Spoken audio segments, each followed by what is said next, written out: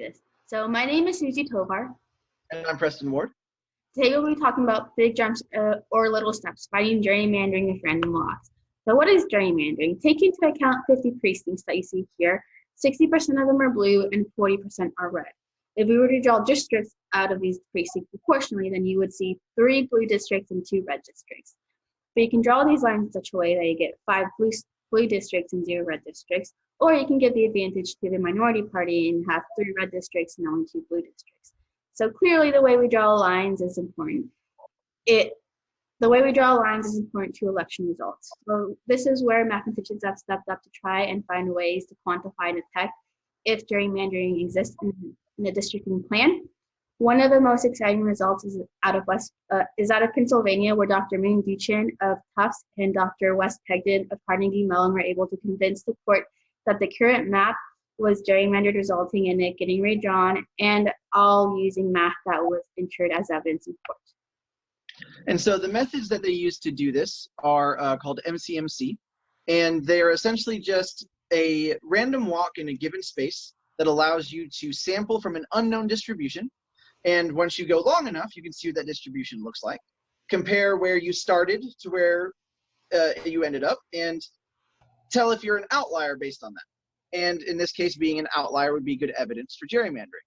There's an inherent flaw here, though, in that the way that they were walking in this space was not getting them anywhere, and it was mathematically not saying anything. And so our efforts to fix this, so next, Susie, is something called recom. And so recom, instead of taking one district and just flipping it across an edge and calling that our step, we'll take 2 districts, we'll smash them together into one district, remove all of their edges and remove their district numbers, and then we'll draw a spanning tree over that district and cut one edge at random, and that will give us 2 new pieces that we'll call our districts. And so we'll assign the districts back randomly. And then if this holds for our objective and validator functions, which is just, is this a legal step, then we'll say that that is our step in the chain. And we have a lot of empirical evidence so far that shows that this is getting us much better results. And so next slide. And so here we have 2 runs. The one on the left is single flip, and the one on the right is recom. And so as you can see, the one on the right, the colors are moving a lot more. And so we're taking steps that are resulting in much bigger changes in the districting plan. Whereas the one on the left is not moving that much, and it's also running for 10 times as long. The one on the left is 1,000 steps, and the one on the right is 100. Next slide.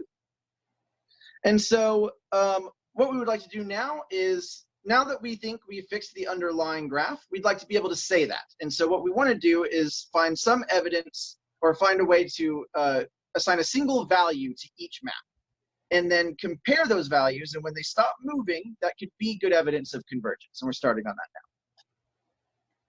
And so, yeah, we'd just like to say thank you to everyone, and thank you for watching. I guess we normally ask questions, but you can email them to us if you want. Thank you.